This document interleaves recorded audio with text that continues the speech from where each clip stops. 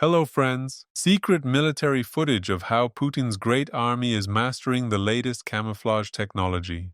Значит, вот сейчас с палатками занимаемся по прохождению, надеванию, сворачиванию. Значит, у нас есть 10 палаток, и каждая группа по 5 человек. Долго, правда, ее надевать. И когда надеваешь, ветер ее поднимает, и когда сильный ветер, очень тяжело к ней ходить. Так, в принципе, неплохо. Haters will say these aren't tents, they're camping toilets. But a real patriot will answer, it's more convenient this way. Why do we need black body bags when we've already packaged ourselves? If you've forgotten what public transport is supposed to look like in a nuclear superpower, then welcome to the city of Omsk, where the wheels fell off a local bus right while it was driving.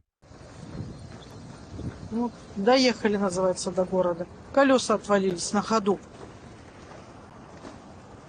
Вот, колеса валяются от автобуса. Вот, пожалуйста.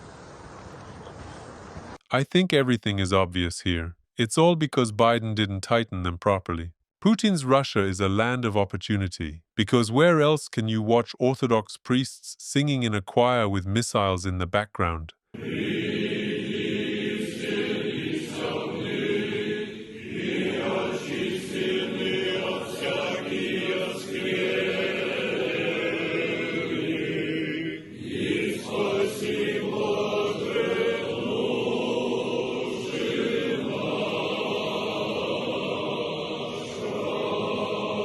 When priests literally aren't afraid of any divine retribution, that tells you everything you need to know about faith. Now, I wouldn't be surprised if sales of Aspen steaks in Russia triple again. The riddle of the century. Why spend money on comfortable infrastructure for people when you can waste it on a meaningless war against your neighbor?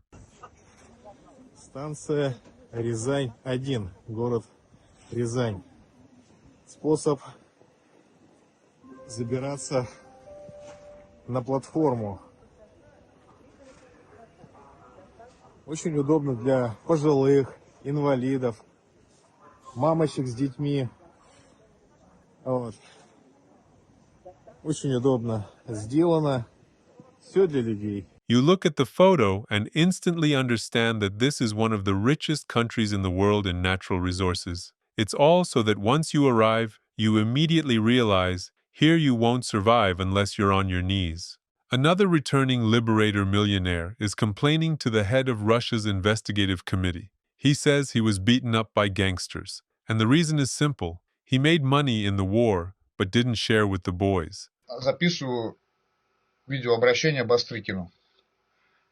Я Кандалов Павел Владимирович, являюсь военнослужащим Российской Федерации. Приехал к родителям в отпуск. После ранения, после госпиталя, пошел в ночной клуб «Геометрия». Сидел, никого не трогал, никому не мешал. Ко мне подошел незнакомый мне парень, позвал меня на улицу выйти. Мы с ним вышли на улицу. Он мне начал предъявлять, что почему я не уделяю внимания на общее деньгами с передка. Я им сказал, что какое внимание там. Они меня, начали забивать толпой. You got it all wrong. They weren't beating you up as a mob. They were liberating you from the boredom of spending the evening alone. That's what a special mugging operation really means. Били, сняли часы с меня. Мне сломали 4 поясничных ребра. Я хожу сейчас в корсете. Прошу властей наказать виновных. Коха, Владимир, это смотрящий, действующий. Артур Башкир и Степа. Остальных я не знаю. Било 6 человек. The world's second strongest army has now dropped to third place, because sitting in second now are Koha Vladimir, Bashkir Artur, and Stepa. Friends, now is the perfect moment to hit the like button. And don't forget to share this video with your friends. Thank you.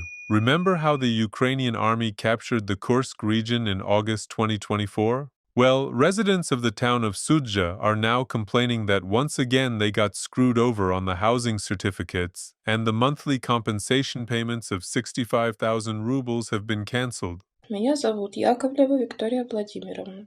Я являюсь жителем Саджанского района, села Лебедевка. Аренда жилья обходится очень дорого. Я вас прошу добиться для всех жителей Саджанского района продление выплат в размере 65 тысяч рублей. Всем одинаково тяжело. Нам всем трудно. It's equally hard for all of us. Such important, soul-touching words, aren't they? Especially coming from someone who's sitting warm right now in a room with the lights on. При вторжении ВСУ наш дом был полностью уничтожен. На данный момент мы проживаем в ПВР. Я подала на сертификат. В сертификате нам было отказано. Вот и получается, что я и мои дети – бомжи. А в Судже мы жили хорошо. Мы не были на улице. У нас был свой дом, свое жилье, и мы ни в чем не нуждались. Millions of people in Ukraine lived well and didn't lack anything. But then, on February 24th, Great Russia came to Ukraine because it turns out many people thought you could ignore politics for decades. The result? A maniac in power. And because of him, both Ukrainians and Russians are suffering now. А в Судже у меня остались еще 2 дома по 150 квадратов, гараж, машина. И все это сгорело. You can tell right away from this man's eyes. He gets it. He's felt on his own skin what Ukrainians feel. People who had homes, apartments, cars, and then Putin's liberation came, and all of it just burned down. В Судже была любимая работа. Я занимался грузоперевозками.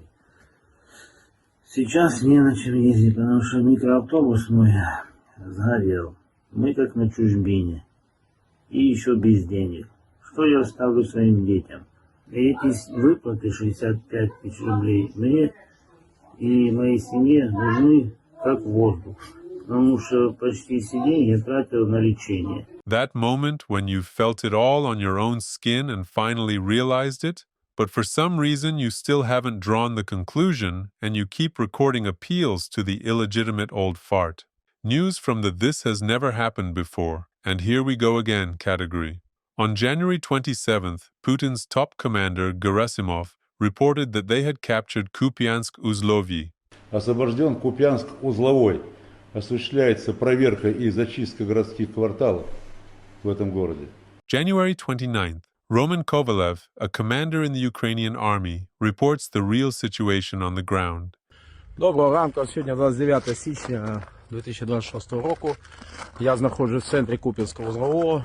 За моєю спиною будинок культури. Поруч зі мною Укрпошта. Бачите мене, навіть без бронежилета, що означає, що Куп'янськ надійно, Куп'янськ-Узловий надійно під контролем Збройних сил України. І ми прикладемо всі зусилля для того, щоб він таким і залишався до кінця війни. Вірте в ЗСУ, слава Україні!